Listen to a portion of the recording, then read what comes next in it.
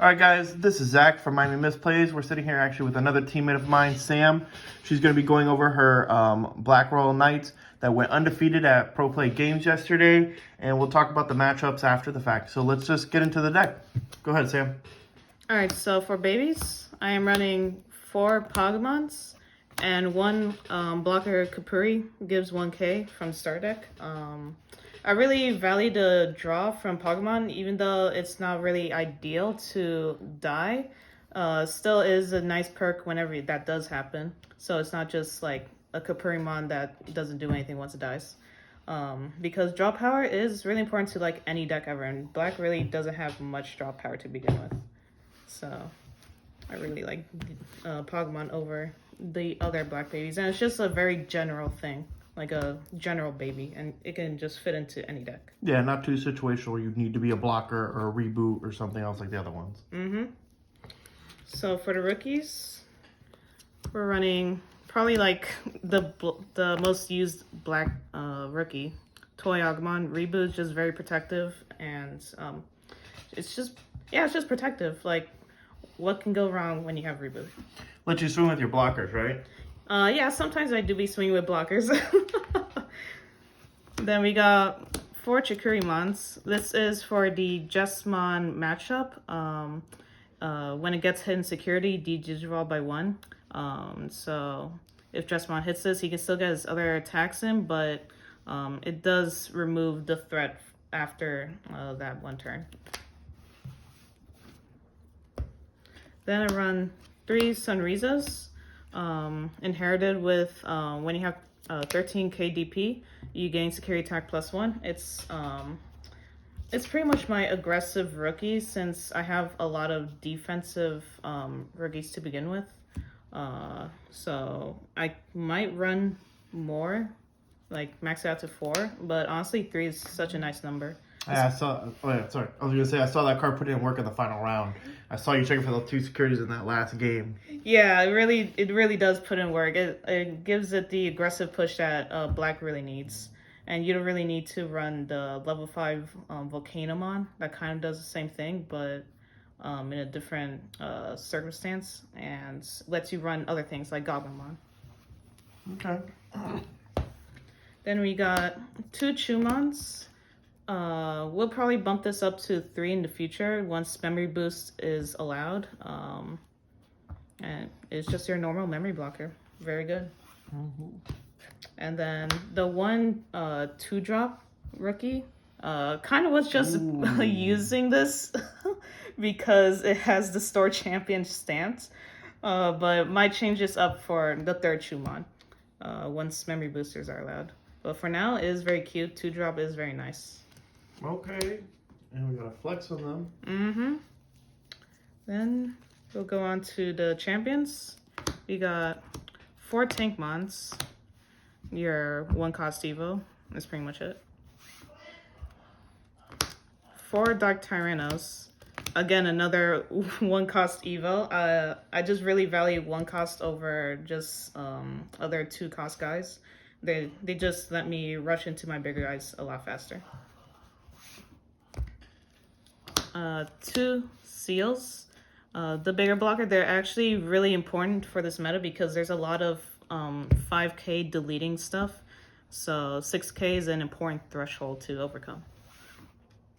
Then we got 2 Mechanorimons. It's mainly for the Bond matchup, but he also comes up a lot when people are trying to flood the board, trying to get an easy win through that. But when you have a Mechanori and then like 1 or 2 black ties, he is almost like unbeatable, unless you're like Jesmon with seals and stuff. Like not even your level 5s can run him over. A lot of people, try to take advantage and say, okay, well if you have 1 or 2 blockers, let me just outbeat the blockers by playing a bunch of Digimon, and Mechanorimon definitely shuts that down. Yeah, exactly. Now for the level 5s, we got the most important one, Gogmamon at 3. I think 3 is a really good number, especially with the Sunriza being at 3 as well. They just like work together so well since my Royal Knights are 12k DP already. So with him being all turns, give it 1 more, hit Sunriza's threshold, and then now my guys are swinging for 2. And the Digiburst is also great, just in case you need to somehow be bigger than Jesmon or any of the bonds, and you're trying to predict them doing that. You just burst him up and then go into your Craniumon, and he's humongous. So that'll set them back for a turn, which can be important. You got 2 Rebellions. This is also for the Jesmon matchup. It's also useful in other cases, but it is mainly just for Jesmon. Might change the numbers up a little bit, but 2 is working fine. That's one of my favorite cards this set, to be honest. Yeah. Absolutely love the card. And yes, that is an ultimate FU to the Jesmon match, especially when you see him a 5 or a Jesmon built in the back. It literally holds them back another whole turn. Yeah, sometimes holding people back for a turn can be very important, and that's what this deck likes to do. We got Warmonzimon, sort of the same deal with the 1-cost Evos. It's a 2-cost. Since most of my Royal Knights are 4-cost to evolve into, this number can be very important, so I can still go into those guys on the same turn. And then we got the 1 Megadramon, Inherited Blocker. He is really good. I just wish I could find more space for him. Might take out 1 Warmonze to incorporate another one of this, because he's just really good, especially when I want to go into not a Craniumon. Alright, so for the level 6s, we got 3 Craniumons. He is such a huge wall and a really great meta call to a lot of the destruction in BT6 right now. He just says no to all that and helps your other blockers also say no to all that. Also, it's just great with Mechanori. Like, how can you swing over Craniumon and Mechanori on the field? It's only is so good for that. And he's humongous. Like, and can I just say that I had, it wasn't until this meta I found out that Craniumon was a Royal Knight. I had no idea. So when people were telling me they were playing Craniumon or Royal Knight, especially her, I was like, I thought it was just for Craniumon. I had no idea it was a Royal Knight. So when I found that out, that actually blew my mind a little bit. And the fact that this guy used to only be $1 back in the day, and now is sitting, I think, around like $15, $16 for just a regular art is, it shows you how much worth that card has in this deck. Yeah, he is definitely like one of the main stars for Royal Knights. Some people say Alphamon is, but I highly disagree with that. He said that, and I was like, no, let me show you why. She proved me wrong. Then we got 3 Genkus, the other star for Royal Knights. He is the destruction of the deck. Very important if someone tries to have one guy up and not play around Genkumon, he immediately destroys that one guy, Jesmon, if he's on field and there's like somehow no system on there. So sets back someone, and he also can swing for one more check through an unsuspended Digimon on the other opponent's side. So with Sunriza, he has the potential to swing for 3, which is just incredible. And good synergy in a blocking deck. And now we got the 1 of Alphamon. Want to try to somehow get him to 2, but 1 is working fine. I don't feel myself needing more than 2. He is just he's a great efficiency card, but other than that, he's just there chilling. When he hits in security, even if you don't have a Royal Knight on field to stun the opponent, he's just great to be added into hand. And that actually helped me win one of the games for my last match. And then for level 7s, we just run 2 Alteresses. It is a good answer to a lot of things that are sticking to the board. Regular Zwart is nice to flood your own board, but Alteress, he can get rid of any Jesmon without even needing to touching him. He can get rid of a bunch of Gabumons and Agumons at the same time. He's just great right now, and I really don't feel bad playing him. Yeah, this is definitely one of those cards that was stopped seeing play after a little bit, but I definitely think in this meta has come to shine. I saw it in the Gyro Sheen tournament last week, and I've watched it this time. It is clapping boards. Yeah, 5k DP is a very important threshold to delete. So, and he hits 5k. So, and all of it, which is great. For Tamers, we got 2 ties. Opponent's turn gives you 1k DP. 1k DP is actually a huge like number to have on the opponent's turn, because sometimes when, let's say, someone's trying to spiral you, they may be missing one more body in order to completely spiral your Craniumon or whatever.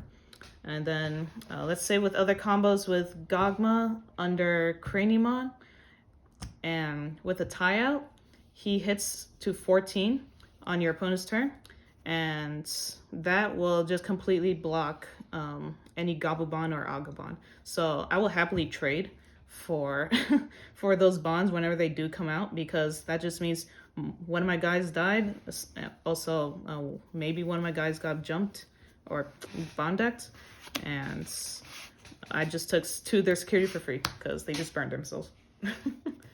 Yeah, anything to make the game faster for yourself. Exactly. Then we got 2 Izzy's and Joes. This is another draw power source. Whenever someone dies, I can tap him in order to gain 1. And whenever your opponent tries to go wide, I gain 2 memory. That's just... There's a lot of decks right now that are trying to go wide on you, and this is just a perfect card to deter that. Some people will be like, I don't know if I want to give you 2 or not. And it is just a great deterrent. It's so easy to hit to have your opponent put down 2 bodies. Yeah, that card is seeing a lot of play right now in a lot of different decks, not just black. In black, it's so powerful because it lets you get those draw when you get deleted. But the fact that like Security Control's playing that, some Eosmon decks are playing that. Honestly, just any deck that tries to fit that in just to deter your opponent down. But the fact of being black, you have a block. You always have big blockers. Putting them down to only 1 Digimon and controlling the amount of Digimon they have so they don't even go wide in the first place is very useful. And when they do go wide, the advantage you can gain from that is incredible. That card is too good. Yeah, going to 5 is very nice for Black Run Knights. For options, we got 2 Iron Fist Onslaughts. I don't see why we should run 3. 2 is a very good number. I see it at the times I do need to see it, which is great. I barely see it hit in security, especially in a very important time, but it's fine. I just play from hand. Honestly, it doesn't feel bad playing it from hand compared to Guy Force, which is kind of weird, but you know what? I'll take it. Yeah, and just to let people know, that says it says to destroy all the highest cost Digimon. That means if there's multiple Digimon that are the highest cost that are the same cost, all of them get destroyed. So this is also a multi-killing card, not just a 1-kill card. Yeah, that's why it can bring in more value over Gaia Force. Like, let's say your opponent has like 2 Lilithmons in front. This is just a great value card. Like, they send you 5, cool. I'll just Iron Fist your 2 Lilithmons, you go 3. Like, you got 2 big buys down. It's great. Then the last option, Ultimate Flare. Another way to clear off a bunch of bodies at once and to just almost delete a lineup, especially if it's an important lineup. Yeah, I think that's pretty much it. All right, so for your matchups, your first match was Titanmon Loop, right? Yeah, I'm pretty sure the guy was newish, so I didn't see much of what he can do against this deck. So pretty much just did whatever I wanted. Gotcha. To say. And then you handled, how did Rookie Rush match go? Because I know that was your second one. Ooh, that one. So it was very, very important to see those Mechanories and like boosting them up with ties. I kind of also Genkamon was a great way to clear board without having to put in a lot of memory. So honestly, it was a pretty easy matchup because I was able to clear boards and keep them away from my security with Mechanori. If they see our spirals, they saw our spirals, but sometimes I would just be too big for them to kill off all my guys. Like there was a point where I boosted my Genkamon, went into him, goes to his turn. He didn't have enough bodies because I killed 2 of his guys, And my Genkamon was like, let's Gogma, and then the Gogma boost.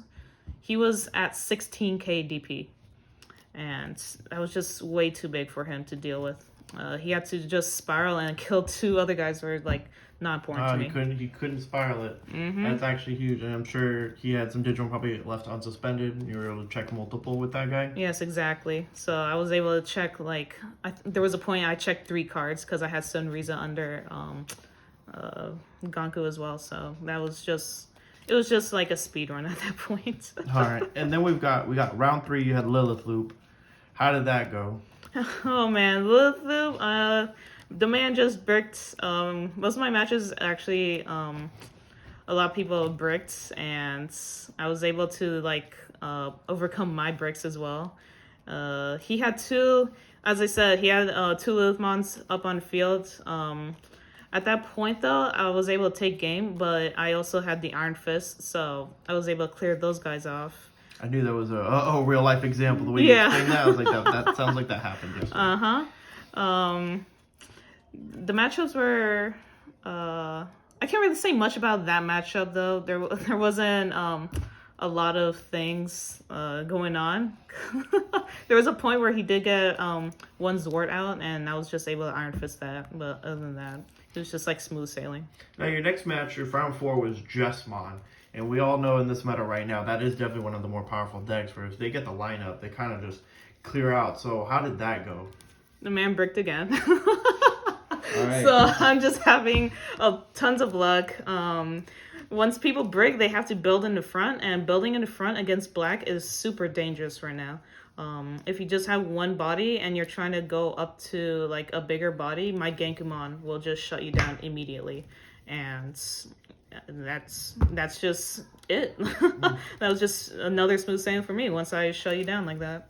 And then your last match, this is the one I actually got to watch, which was you against 3 Musketeers. A deck list, by the way, I will be putting up because I actually loved that 3 Musketeer list just as much. But she ended up taking that match, but it did go to game 3. And that was actually, I think, the last match in the tournament. Yeah, that was definitely a true test. I don't know much about Musketeers or played against them much in first place. So with what I had, I just knew Craniumon was a very important card against Musketeers because Craniumon does not get affected by any of the options that they will use on you. So realistically, they had no way to touch him. All he had to do was flood the board with his Zwarts. He didn't have the melee, and I knew that beforehand, so I was just free to put up Craniumon and just like poke his security as much as I can, hoping he doesn't go wide. But there was a point where I did have the Mechanori up and 2 ties, and Mechanori was just 8k with a Craniumon protecting him. He tried flooding me and immediately put those cards down, and he just couldn't take game through that. After that, I was able to take game because he was at 0 security.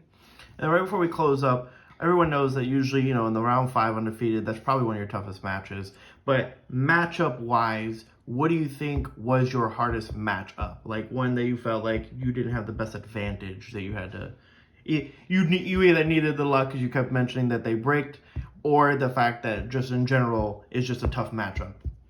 I did not match up against security control, but despite Craniumon being protected by most of their effects, that is still the hardest matchup because there is generally 8 cards that can kill Craniumon and his blockers, and you only run 3, maybe 4 Craniumons, and you just won't be able to take game like that anymore. So hopefully, you just hope they don't run into their Wyverns or their Ultimate Flares at that point.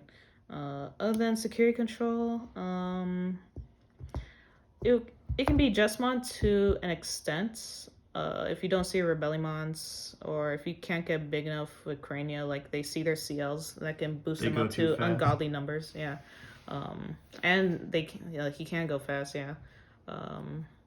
he can take his security quickly like that. Honestly, it's pretty good. Like, Jesmon can still be a pretty bad matchup, and security control, obviously, a bad matchup. Alright guys, well you heard it from us. This is Miami Misplays. That was Sam. I'm Zach. We had 3 tops at that tournament. Sam coming undefeated in first. Our brother Rob with security control coming in 5th, and then myself with Gabubon, which you already saw the list up, coming in 7th. Hopefully next week you'll see a new list. Hopefully we'll have another undefeated and maybe higher placements as well. Alright guys? Thank you for tuning in.